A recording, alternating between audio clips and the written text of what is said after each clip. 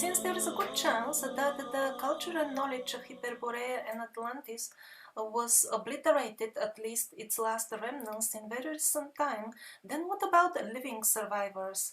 Of course, in one sense, all of us we are, but what about proper ones that remember much more than us? Well, I'm not sure if there are any left, but in case they are, then the first place to search for them would be Siberia and the Ural Mountains in particular. First of all, the legends of that place say that the people who lived here and were wiped out by that war were not wiped out completely. Very few of them survived, and then they went into hiding and started living underground. That certainly corresponds to the current situation there. There are underground tunnels. This is an example. This photograph is taken by Nikolai Subotin. So this is in place that is far away, absolutely far away, hundreds of kilometers far away from any modern infrastructure. There is no history of mining over there, and supposedly no history of any human habitation ever. Then what about the extensive network of underground tunnels? This one is closed by a wall, clearly an intelligently made wall with mortar in between the stones. Who built all this? Now, in other regions where there is history of mining and even modern mining goes on, over there the reports are actually similar. This is a modern mine, but the interesting is that when miners, and not only one case, it happens regularly, when they make their tunnels, they often meet tunnels that they don't know anything about. The boulder that you see in the middle of this tunnel is actually placed there to close a large opening that opened so that people don't fall directly in the abyss below. And this abyss below is so vast that what the miners reported, the modern miners, is that when they put their flashlights, they try to see the end, they can't even see the end. It's so big. All this is accompanied by a very good number of very reliable eyewitness accounts that they hear voices of people having conversations in these endless mysterious tunnels, and even sometimes mysterious sightings. So the conclusion from all this situation in Ural is somebody that we don't know much about lives there. How many races? Are there any survivors amongst them? That we don't know for sure. And another incident from decades ago, communist time, also may have a relevance to the topic at hand. It's about a Soviet geologist who was traveling by helicopter and had an accident, fell on the ground, but did not die, and was saved by a village of very strange people, strange to him. First of all, they were extremely beautiful, and everybody looked very young, even the so-called old people. They healed him, helped him to recover after the helicopter crash using only natural ointments. And when he started coming to his senses, of course, his first thought was to contact his family and relatives and tell them that he is fine, but much to his surprise, in this village they told him, well, we don't really maintain any connection with the mainland. And then the language of these beautiful people was also strange. They definitely spoke Russian, but it was some very archaic form of Russian. Well, I'm not including all details of that story, but I will include the end of it because that was the most impressive for me. At one point, helicopters started circling, Russian military helicopters above the village. Everybody suddenly got extremely nervous. The elder of the village told him to come with him. He'll drop him somewhere and tell him how to reach the mainland. but they couldn't even get there because just outside the village, people with guns were browsing the forest looking for somebody, and the elder started hiding, and the geologist was totally confused. What's going on here? They were all the time like as if next to them, and then something very strange would always happen, and they would like go around them or not notice them, or they would just hide in some impossible way, and always as if those people passed on their sides and never encountered them. So this was extremely strange situation for him, and he asked the elder what's going on. The elder told him that actually these people are our enemies. They are fighting with us since very long time, but they cannot harm us because I am protected by an extremely powerful magician. Anyhow, to keep it short, at the end that almost the full village was massacred, the elder told him how to reach the mainland and then sat under a tree and died. Well, this is what the geologist says, that he died. I personally doubt it. I think he made it look like that. He just left his body temporarily to create that impression in the geologists, most likely. Now, this makes sense now when the Hyperborea topic is coming up again in Russia, but it certainly was something very weird to narrate a few decades ago in Russia. But it's not, I don't know if it is true, there is no guarantee, but I don't see why not. After all, villages in other places in Ural were discovered at that time, where people just decided were just living, without connection with the mainland. Maybe they were not that different as the geologist describes the beautiful inhabitants of his village, but still they were absolutely isolated. But there is hope, according to legends. It's very interesting. These old pieces of wisdom say that when the heroes of the people I have labeled as survivors, the heroes in the past, when they were dying, they were actually only falling asleep. That's why they wanted their bodies to be carefully placed and not cremated, but not really buried, but placed in places which actually in Russian sound like places for long sleep. And that's because they intend to wake up again when the time comes of the final battle between the forces of the dark and the survivors, or at least their party, including those who will fight for their values of goodness, freedom, and honor. Now, this may sound somewhat far-fetched, especially for people who watch a lot of TV, but looking at it realistically, it is not. And here it is why. Lama Itigilov is certainly not the only recorded case of people who are actually alive after they supposedly die, but he is certainly one of the best examples. In year 1927, he decided it is time to go, and he gathered the other monks. He was the leader of this monastic order at that time on a national level in Russia, and told them to start chanting the prayers that are appropriate for the time when one leaves the body. They were perplexed because he was in perfect health, and they refused to start chanting. That's why he had to start only himself, and shortly after that he appeared to have left his body in perfect health and without any signs of sickness.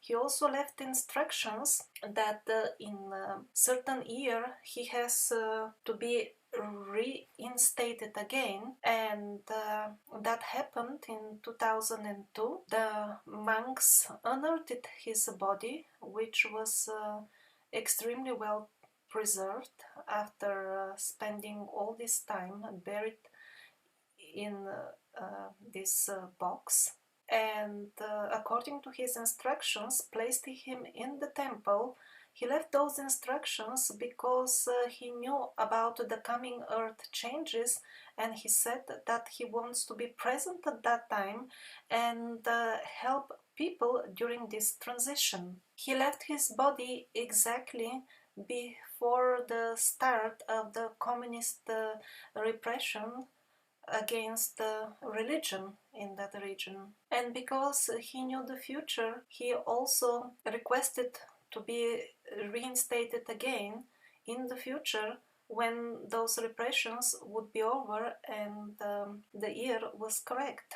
Exactly before the time of religion oppression began, and then in his instructions he left the exact year when this will end and he can be unearthed again. Both times he was right. Now, after so many years after his death, his body still functions pretty much well. It reaches normal temperature of 36-37 degrees.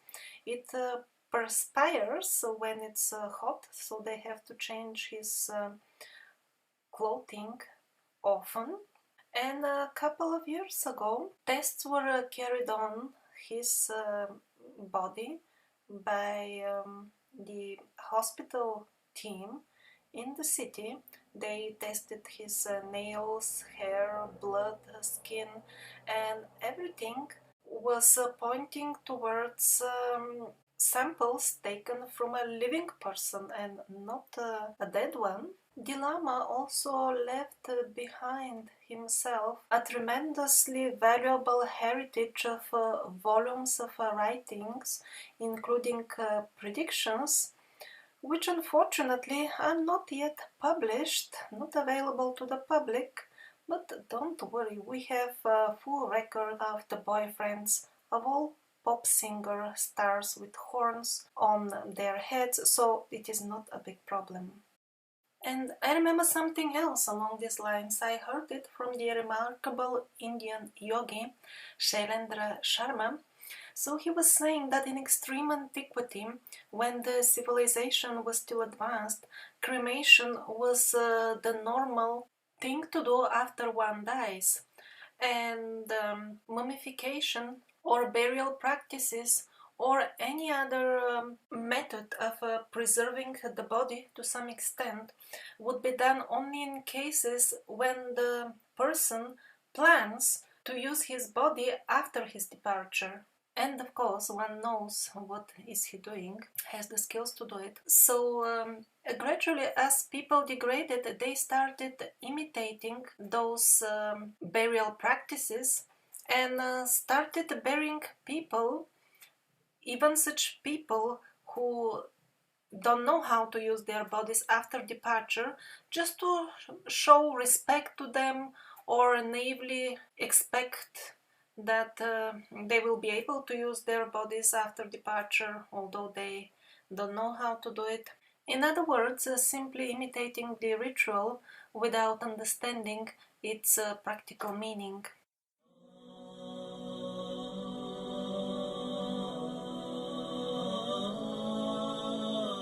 Now, all over this Hyperborean region of Siberia and other places in the world, they are these sadistone in precarious positions as if they are to fall down, and also menhirs like this one. So the academics assure us that these were simply places of worship. Of course, if your father was a primate jumping for bananas, what could you do except stare at a dead stone and stupidly worship it? But Nikolai Subotin, who visited the area and actually studied it, reached completely different conclusion.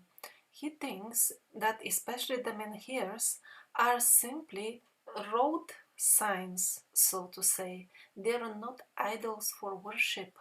Pathway signs would be even more correct. Just simple objects for orientation if you are traveling from one village to another, they will point your way. And since he's visiting the places regularly, unfortunately he noticed and very intense recent activity, so to say, on this topic means the network of menhirs and sadas is being systematically targeted and destroyed at this very moment.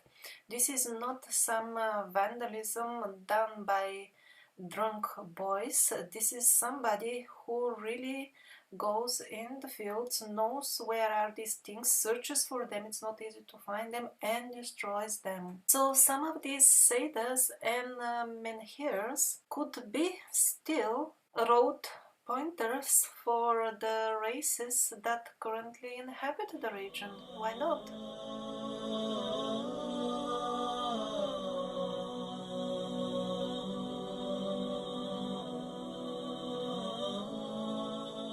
And here I would like to mention a series of books that many people have found profoundly inspirational, and they are based on the theme of the survivors. These are the Anastasia books of Vladimir Megre. He managed to inspire thousands of people to return to normal life. He is politically active. He is trying to introduce the almost forgotten laws on government level, the laws that every human being should have the right to own a piece of land of the planet that he is born on. In Ukraine, he already has some success, and many people have managed to obtain such land for free from the government and build their own eco house. Building of straw is not such a fire hazard as you are being told. There are natural insulations on the top. It's actually an extremely effective and cheap way to have a wonderful home. So Megre suggests a very simple and practical concept. Give every family at least 4,000 square meters of land so that they can be self-sustainable on it. And they must have this opportunity for free, each and every one of us. Although the books are profoundly inspirational for many people, please be aware that the character in them is fictional. Anastasia doesn't seem to be a real person. In the description, there is link to a free PDF file that you can download and read, but please be aware, take this material for what it is. It actually is a compilation of the thoughts of uncomplicated and simple person on spirituality. He portrays his character Anastasia as quite a powerful and skilled shaman, actually. And yet, what she says in his books is often childish and naive. I noticed in the books a lot of stuff that simply could not have come out of the mouth of a shaman of such magnitude as she is supposed to be.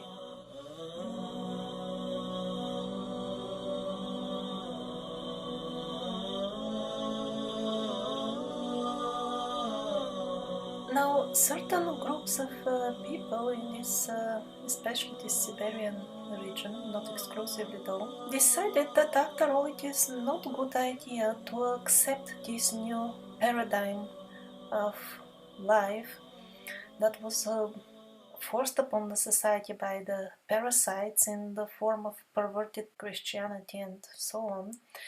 And they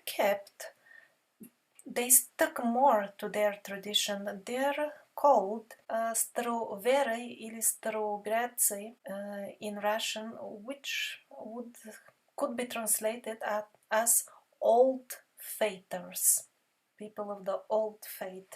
Now, for many current citizens of Russia, this would be only a religious denomination, and let's say it would manifest in participating sometimes in events or rites of some sort. But there are still groups of people for which it is a way of life, and quite a peculiar one. The most strict ones still lead quite secluded lives, let's say, they would live exclusively on their property. Maximum once a month they would go to a nearby city or town, maybe to buy something. They avoid any contact with any government institutions. They know that they are obliged to get a passport at one point, and they do it. And when they get home, they simply burn it as a symbol of their intention not to get involved with the civilization much. So I'm talking only about the very strict villages. Of course, there are different degrees of that. But in the very strict villages, if an uninvited person goes, usually people will not even talk to you.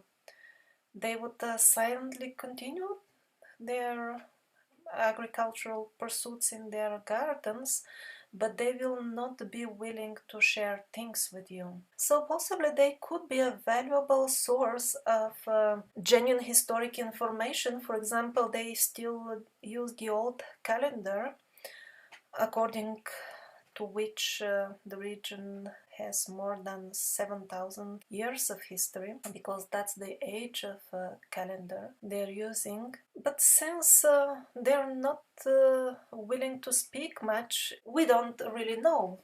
But a very interesting piece of information surfaced from their domain some 4 years ago. The story goes like this. This is Alexei Kungurov, a very normal and simple Russian chap. So he visited a very strict village of these old fathers, and he had a recommendation, so they agreed to talk to him. And they were casually browsing historical topics, and they were mentioning, yeah, the history is all screwed up, all is fake, and all that.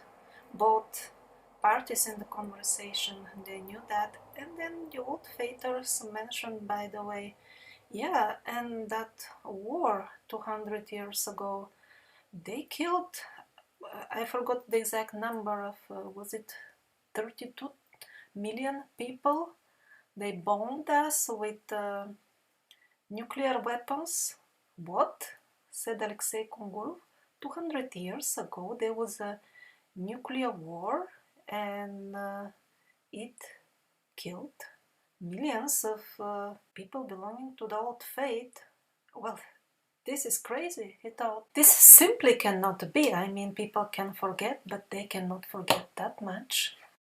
But after a few days, when he went home, he thought, well, of course it's nonsense, but there is no harm checking, right? So we have internet now, and he posted a few short messages somewhere on the internet. Does anybody know anything about that? And much to his own surprise, many people started contacting him, and now with the research that he has been collecting for 4 years, I can definitely say he is up to something.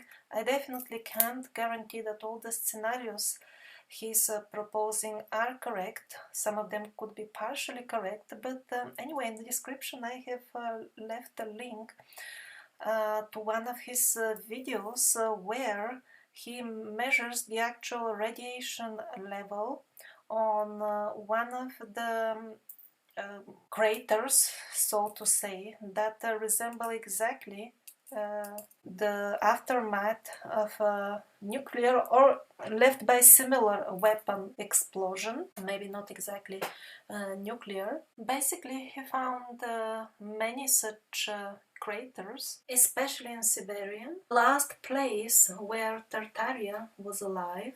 Not all round formations would have such origin, but some of them look exactly like that and do have radiation exactly in the epicenter.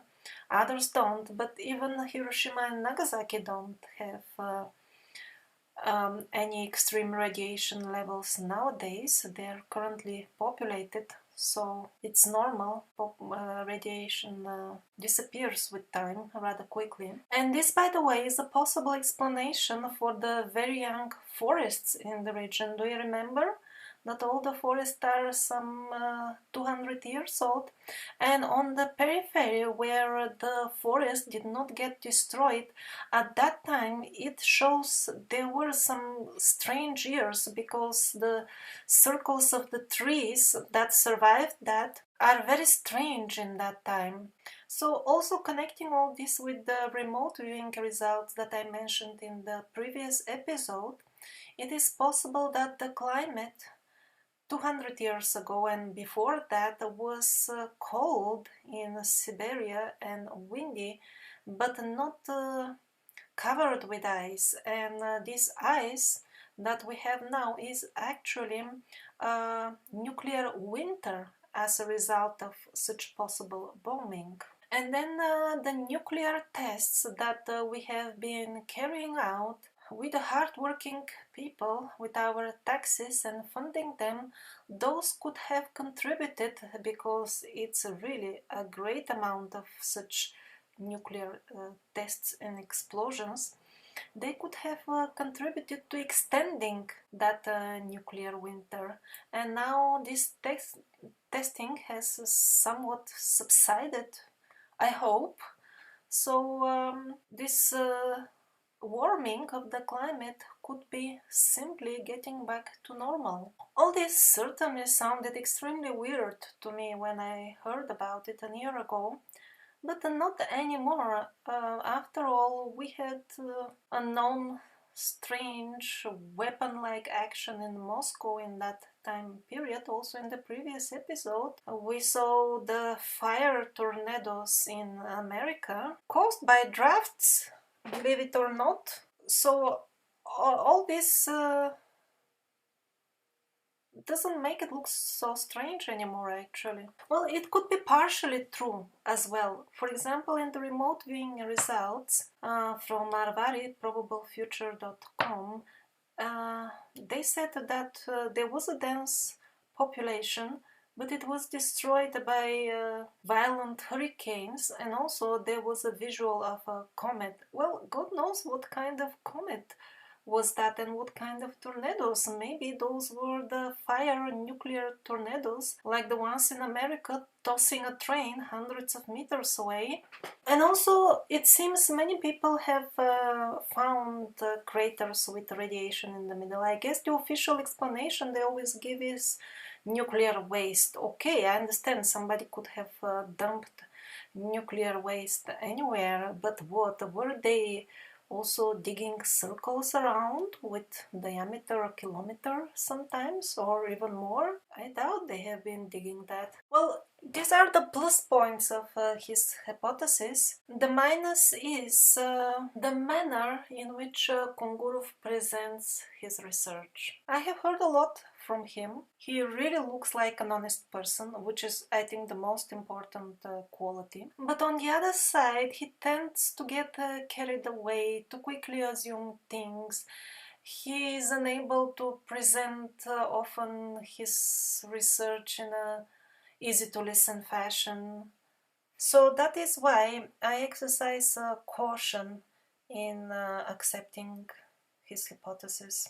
One would think that if there was really such an international nuclear or nuclear-like war 200 years ago, I mean, people would notice even on other continents. Well, probably they did. I'm reading. The weather in 1816 was unprecedented. Spring arrived, but then everything seemed to turn backwards. As cold temperatures returned, the sky seemed permanently overcast. The lack of sunlight became so severe that farmers lost their crops, and food shortages were reported in Ireland, France, England, and United States, along with famine. It is not by chance that that year is called a year without summer. Its description is one-to-one nuclear winter. And again, the most suspicious and strange thing is at that time people didn't know what's going on. I mean, the ones that were alive, certainly. And only after 100 years, the historians, of course, figured it all and said that it was some sort of volcano in the southern hemisphere that caused all that. But I find all this extremely suspicious because volcanic eruptions of similar magnitude did not produce anywhere close effects to this, year without summer. And yet that explanation is presented as some sort of undisputable, absolutely established truth. Well, and then just have a look. What were people writing at the same time in Europe? George Byron, famous author. Supposedly at that time he was on vacation in Switzerland. God knows if it was really a vacation or something else. So he had a dream, which was not at all a dream. The bright sun was extinguished and the stars, rayless, pathless, icy earth swung blind and blackening in the moonless air. The inhabitants of all things which dwell were burned for beacons, cities were consumed.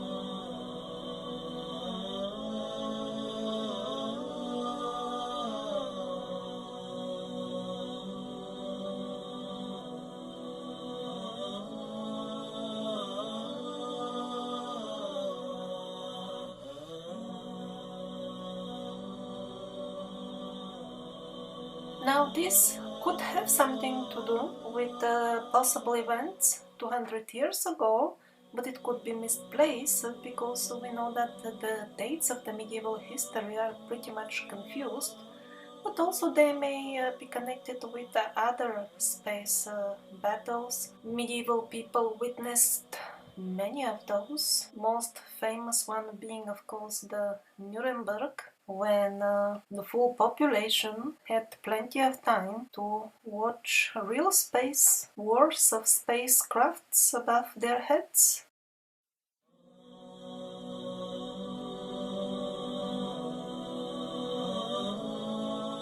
And here starts the next chapter of my narration, called The Current State of Affairs in terms of the war between the human race and the parasites. Well, the current state is as follows. The human race has adopted so much the ways of the parasites that we barely need any external help anymore, and we perpetuate this foolish, crazy life mostly by ourselves, driven by parasitic beliefs that we accept as axiomic, self-evident, and absolutely valid, although they are nothing else but an artificial matrix. Also, people have been asking me again and again, who are the parasites? Why are you not giving details?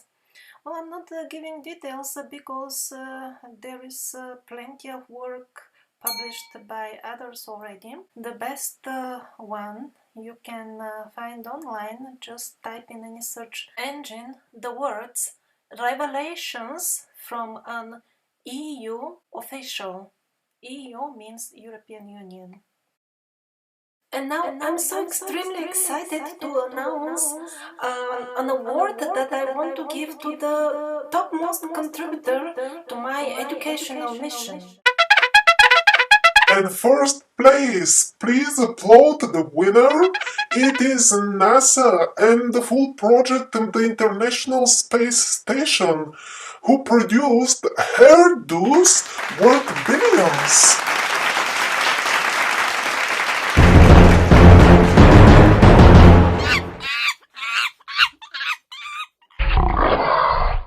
It's very important to understand why NASA got this award. So pause this video and please do watch the video that is in the description. It says reason for the award and below is the link.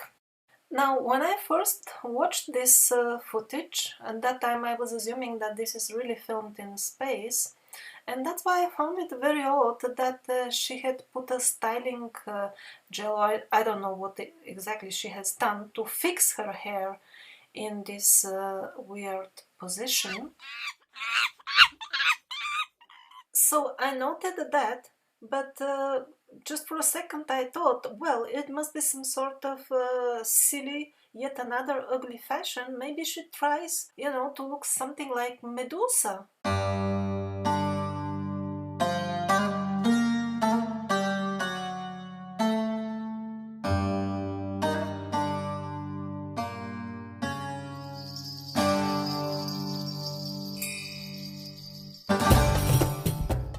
Because normal hair wouldn't behave in this manner in space. It would flow all around in the air, very similar to what it would do, for example, in a swimming pool. But then I watched a video explaining how exactly they were faking the images of the so-called International Space Station, and because they are using some environment that imitates zero gravity but cannot hold the conditions constant, these actors get like jolts. They actually perm their hair or put gel or whatever fixing substance so that it stays like this all the time, and when they show it on TV, people will think that these people are actually in space. This is another female, again supposedly in space, and her hair is absolutely fixed. Again, you will see on the videos in the links in the description. Do watch those videos, please. They contain analysis of NASA's so-called space footage. This woman usually does not look like this. She herself claims that this hairdo is a result of having no gravity in space. It's not a hairdo, according to her. How silly would it be to allow this afro puff entangle in all these cables and in this way pose a safety threat for the full international scam station? If it was really in space, this would be extremely dangerous. Now in the description I have a very long list of links that you can watch through and see the proofs for yourself, and that all these space missions, or at least many of them, are surely fake, or at least what we are shown is fake. This doesn't mean that the missions don't exist as such. They could possibly exist, but we have no clue what's going on there. Some of the links that I have included in relation to NASA are very much into this flat earth theory. I don't want misunderstandings, I don't endorse that theory. And I'm giving the New Earth Educational Award to these space agencies because they're doing such an excellent job perming the hair of actresses to make it look that they're carrying out scientific research in anti-gravity conditions. Finally, they're letting the world know what they are. Barbers, that's what they are.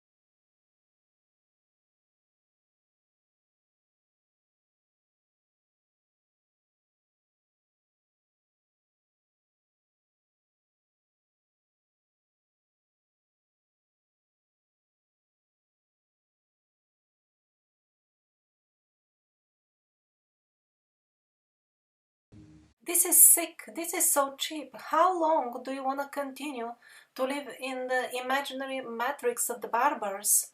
As long as you continue to listen to the mainstream media, TV, and entertainment of the barbers, you have no choice but to live in their matrix. Don't fool yourself that, for example, watching sentimental movies made in Hollywood has nothing to do with this.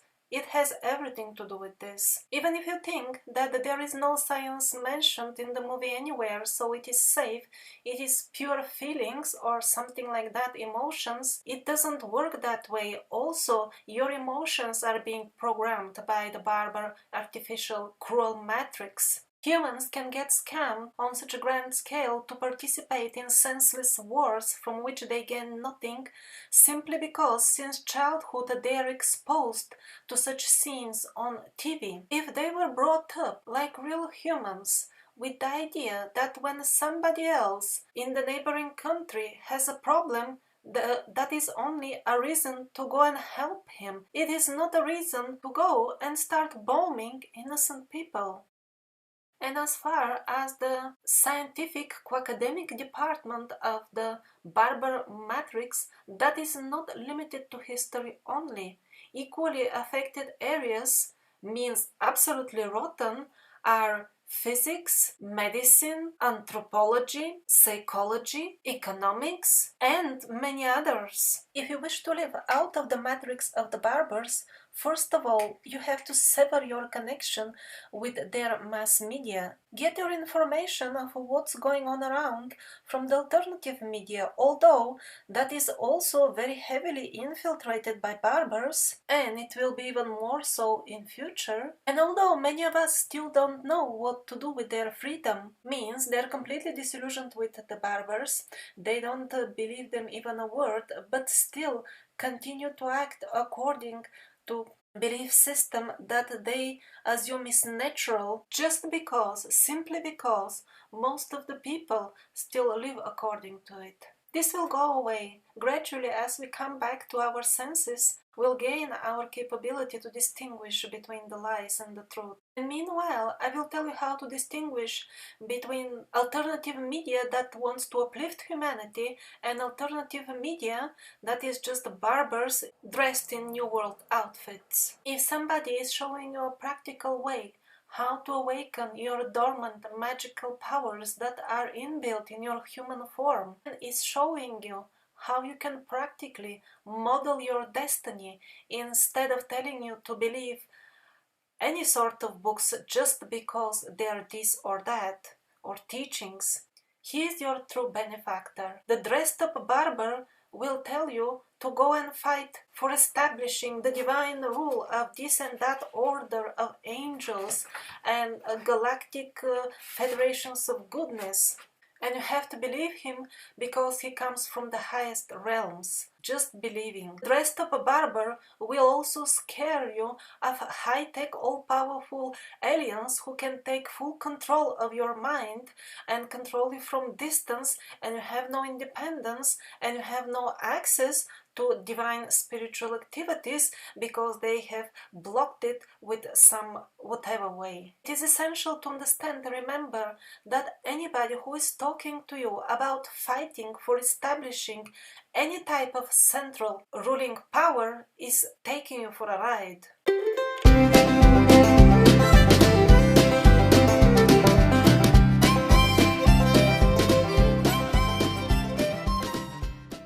Or to put it in more simple terms, stop watching your TV, get your news from naturalnews.com and start doing some yoga maybe.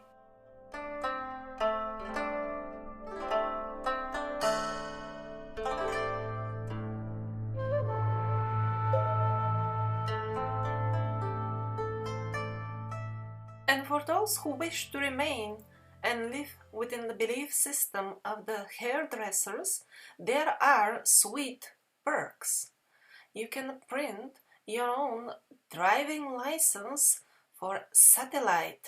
That is on the official NASA site, and it is not as useless as you may think, because the nuclear stations that you are funding with your taxpayer money, sooner or later will turn into Fukushima sites because the amount of nuclear waste grows exponentially, and there have been no arrangements made of how it could be taken care of in cases of natural disasters or economic ones or ecologic ones. And at that time, while your friends die horrible death on Earth, you can ride the clouds with your satellite driving license, very much like the NASA pig in the skies. Yeah, man, make it possible.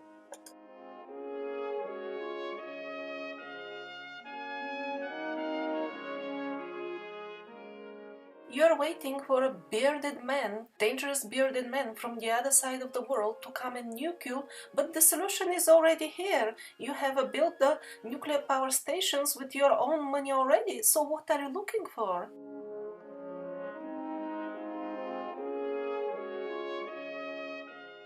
And then with pinpointed attention, you see on TV how the bearded man beheaded 40 of your people with swords. But why are you looking for more of this by going abroad?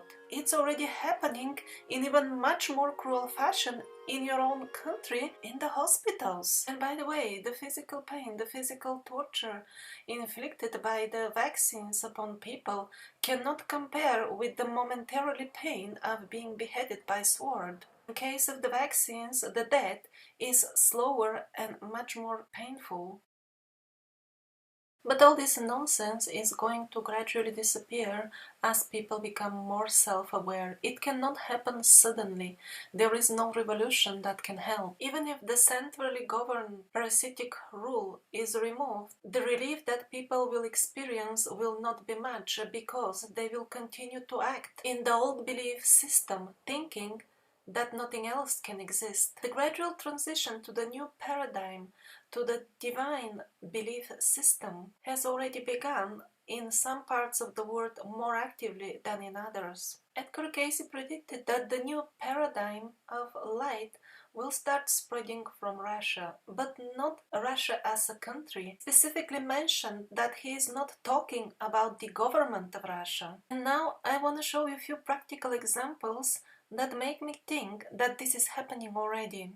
Guru Prokopenko made a documentary on the subject of the practical involvement of aliens in earthly politics. It consisted of footage of high-ranking people of the caliber of generals, for example, talking about it in their own words. Now, that's barely a news by itself, but the surprise comes that this documentary was aired on the prime government channel of Russia in prime TV time. It broke all records in terms of size of audience. When the president of the country speaks, he doesn't get that many viewers as this documentary got. Now please don't get the mistaken impression that somehow or other Russian people are given somewhat more freedom of speech and information by the central authorities. It is the other way around. The central authorities were forced to allow more freedom of information.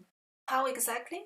It didn't happen by shouting at the demonstrations on the public squares. It happened because the belief of the public, at least the belief of very large percentages of the public in the hairdresser lies, faded to such an extent that simply nobody believed them anymore. It is as simple as that.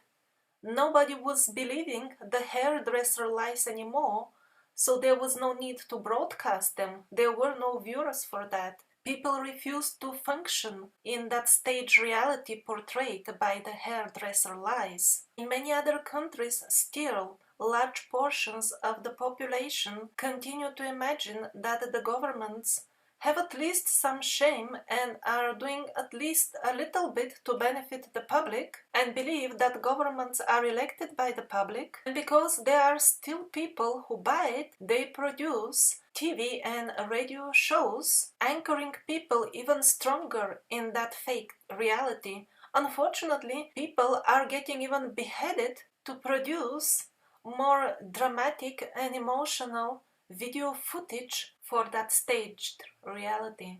Another example, now in the most recent history textbooks of the Russian schools, they are already mentioning that all this story of Genghis Khan is a kind of a theory and not really something like an established historic fact.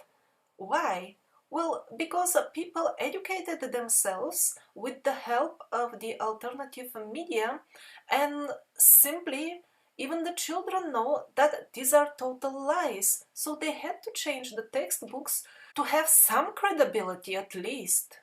Another example, this is Viktor Efimov. If you read his biography, he's a professor in a few fields. This is a doctor, Viktor Efimov.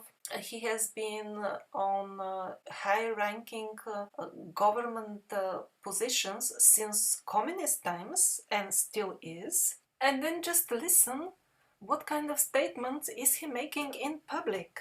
It is not by chance that the shamans, the people with special abilities, have been the leaders of society since the time of Atlantis. As the society digressed, the bloodlines of these extraordinary priests and shamans were also broken. Most of the knowledge was lost, and so was their position in the society. But some of us carry till date the genetic material of those priests and shamans. Genetic material can be carried by many generations in dormant form before becoming manifest. And now that the time has come for those shamans to again gain their rightful positions as leaders of society, that genetic information starts manifesting. In some, it is very much conscious. For others, it happens on subconscious level. Wow, and this is said by a government official. In most other countries, this is stamped as New Age crap straight away, and whoever said it is labeled as fringe and quack and so on, and people believe this. They have been trained pretty much like dogs to associate the word shaman with the crack and scam. And this has even further implications, because people who inside allow double standards, they hear all that and think, oh yeah, so that's how it is done. And they become this type of quack scam shaman, because that's their concept of what shaman is. Stereotype image artificially implanted in the heads of people by countless TV programs, all designed by the hairdressers. Next example, on the most popular prime channel of Russia, there is a TV show called Chernobyl. It is a contest for people with special abilities, aka shamans, and they are being asked to display their abilities in a most practical way. It has nothing to do with those standard interviews that you usually see in most other countries, that somebody will say how he has access to the fourth, fifth and seventh even dimension without providing any proof of it, and then wrap it up with a few very general New Age ideas, and that's it. No, people in this contest were expected to show and channel information about people and events that they had no prior connection with, didn't know they exist even, and they were tested. It had to be real and confirmed. This is actually a giant leap away from the staged fake reality of the parasitic belief system. Delving further along these lines will directly empower humanity with the tools to model its own destiny, and with the tools for unveiling true scientific knowledge. But true science is something entirely different, not like the current academics who perm ladies' hair to add validity to their science. And one more example, the discovery of the star batteries technology. This came, let's say, a decade ago on Russian TV. This technology is very similar to solar power, but is many times more efficient. First of all, it functions even when there is no sun and even at night, with really minimum light. And then the storage capacity of these star batteries is far superior than all we know. And on the top of everything, it is not difficult to manufacture, it is relatively very cheap. At that point, they were already talking about a commercial model appearing on the market within the next 2 years. It has been more than 10 years and people are still waiting for it to appear on the market. Indeed, I think it's a miracle that we even heard about it in the first place. So, what can we do practically to help such inventions reach the normal people? We can do a lot. Many of us are members of political parties or various social syndicates and organizations of any type and description, social ones. The main job of the majority of these is to deviate the attention of the public from the actual problems using small talk. For example, they create social tension and even sometimes wars over insignificant problems like wearing burqa. The burqa as such is nothing more than a rectangular piece of clothing. Yet, with the help of the burqas, they make the main problem out of focus. What is the main problem? Crime, violence, war. Why these things exist in our society? Because you can find people who will buy this, who will somehow or other decide to do such things. And why can you find plenty of such people nowadays walking the earth? Because that's how they are brought up. They're brought up with the belief that if you don't agree with somebody's opinion, the response to that is to go and kill him or hurt him. And this paradigm is firmly cemented into people's consciousness by the hypnosis of the television mainly. Countless tests conducted by the psychiatrists have proved monkey see, monkey do. When you show things to children on TV, they just tend to imitate it. It gets imprinted in their consciousness for life. It's true for the adults as well, although to a lesser degree. And yet you will never hear all those heads of international peace organizations supposedly working for peace to propose any measures against this force feeding of poison to the minds of the kids. Also, you will not hear them mention any of the tests proving that there can be correlation between group meditations and lowering the crime levels. This has been demonstrated already few times. So what I mean is, we are members of these organizations. We should increase the awareness of the other people who are also members, to the point that it will become very difficult for all this to be ignored by the leaders of these organizations, and they will be forced to take some action about it. Many people feel like victims living in a cruel world without much choice than to be a part of a rat race that they don't approve. For example, a single mother from Russia, I don't remember her name, no money, children needed this and that, no job, deplorable living conditions. Looks like a desperate dead end, but what she did was, with her last money, she bought just a simple solar panel connected to bulbs. She didn't have money for a full installation, and she went in the woods, made a straw home, straw and mud.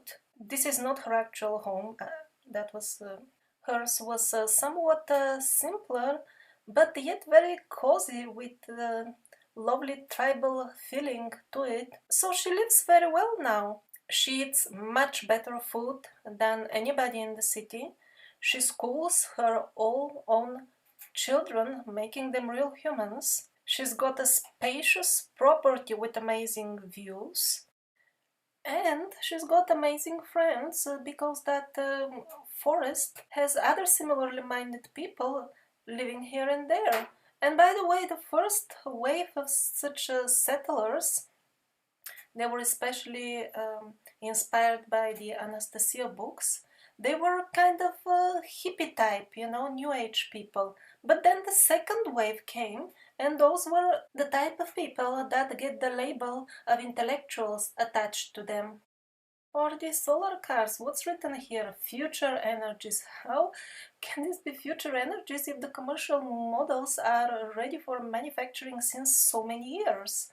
Well, they're so simple and easy to make that so many people make them actually at home. And when this becomes widespread, then they will be forced to give us commercial models, which be to start manufacturing them. There will be no question of suppression anymore because so many people drive them already. I don't know, I never stop getting amazed how millions of people can be members of political parties that they consider of some sort of value, must be if they are members, and yet nobody of them raises the question of the solar cars and the fact that they are being suppressed by various organizations that are actually created to promote green energy. Under the banner of promoting comes regulation, which in essence is suppression.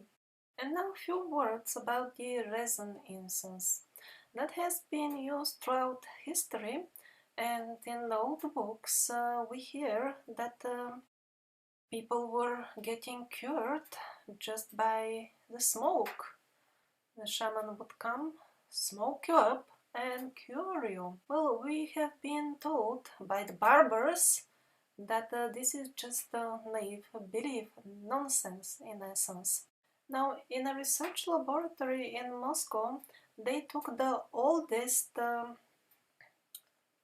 recipe they could find in the oldest Bible. It had 4 ingredients of preparing a mixture of such resin, and they made a test. It turned out that by regularly introducing smoke in the room of the patient continuously throughout the day, they cured 7 out of 10 people sick of, I forgot the exact name of disease, it's deadly disease, infection of the liquid around your bowels. This is a serious viral infection for which any barber doctor will prescribe surgery, of course. The comments of that research group were quite interesting. They were amazed that what they were expecting to find, now they started asking what's the magical thing about this smoke. And it turned out that when the 4 types of resin burn,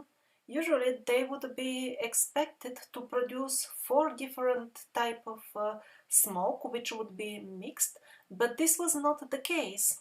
When burning, they were making a completely new substance that doesn't even have a name, and that special new substance has this healing effect. It's a very strange mixture, 3 different resin instances from various locations in a strict proportion, and all that mixed with something like a ground shell of a very rare animal, something like that. That's the 4th ingredient. I mean, who would think ever experimenting with such a thing?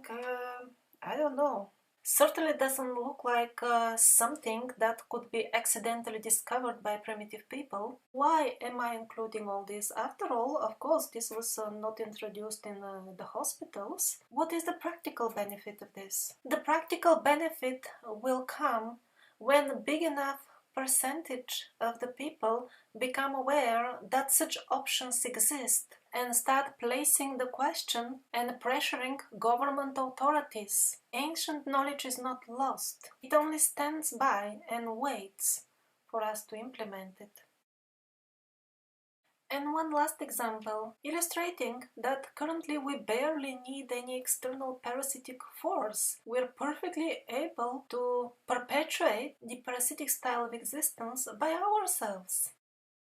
So it seems some million of American students took to the streets to demand free education. According to their words, there were people in the society who are hoarding its resources, and they throw only peanuts for the ordinary people. So far so good, but here comes the question, how can this be realized practically? So far so good, but the answer of the students to this question unfortunately revealed the depth of their ignorance. They think it can be achieved by increasing the taxation of the rich people. But what does this taxation has to do with the actual individuals who are hoarding the resources of the world? They're above law, they don't pay taxes, they create the legal formulations of the law, and they have of course left doors in these laws to avoid taxing.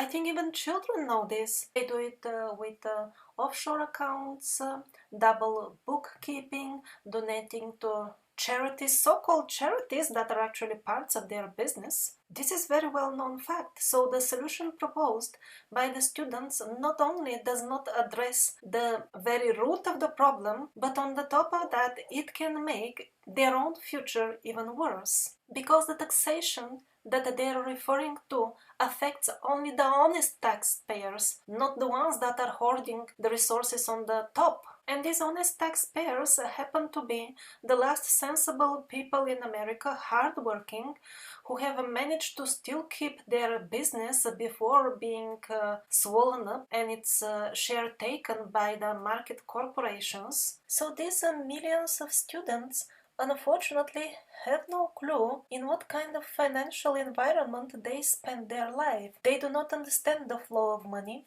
and that is why they will be always perplexed. Oh, why am I in debt? Why am I in financial trouble? Because you don't understand the world that you live in. Because you need to sit for a few hours and educate yourself. Your teachers are not gonna educate you, at least on this topic. Some of the other practical stuff could be true. But about economics, they will only repeat what they have heard from others who happen to be barbers by trade, not economists. These millions of students, they are shouting on the streets. 1 million students, instead of addressing the root cause of the problem, they shout on the streets, I want to live in prison. Just give me slightly bigger prison cell. This one is too small. Well, God fulfills everybody's desire. If you want to live in prison, you will. If you want to get out of prison, now that is a different question. That will not happen by fighting with the other prisoners and trying to take some of their food. There are no armed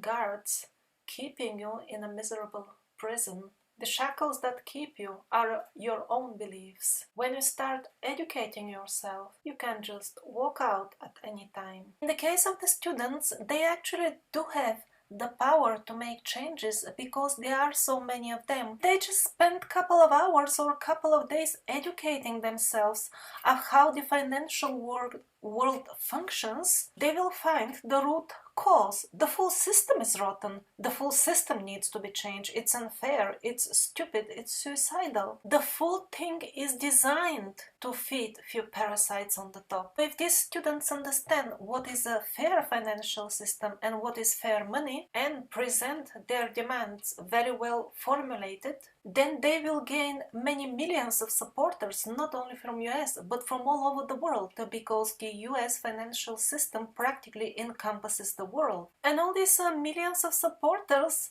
will start pressuring a great number of social institutions. After some time, the pressure will escalate to such a degree. I'm not talking about shouting on the streets, that's silly. I'm talking about presenting very reasonable demands, well formulated, and submitting them to the actual institutions that need to make the changes required for a transit to a fair monetary system. Shouting on the street is not much different than an insane person talking to himself when nobody hears him. The institutions that need to make the changes will only make it at gunpoint, means when their very existence starts becoming questionable due to the escalating social pressure led by the desire for honest money. Why the simple and effective plan that I just described has not been implemented till date? Well, many people are even unaware that they haven't received correct education. They were under the impression that they have been taught science, But now, NASA and the International Space Scam have given us such an amazing material exposing how much value is there to that science, the barbar science. I think now we have no excuse. We need to sit down and start actually educating ourselves. And educating not only about the financial world, but primarily about who are we and where did we come from, why are we here. And then last but not least important, there is a link in the description to a video by John Taylor Gatto. This is so important. Please consider that video part and parcel of the survivors documentary.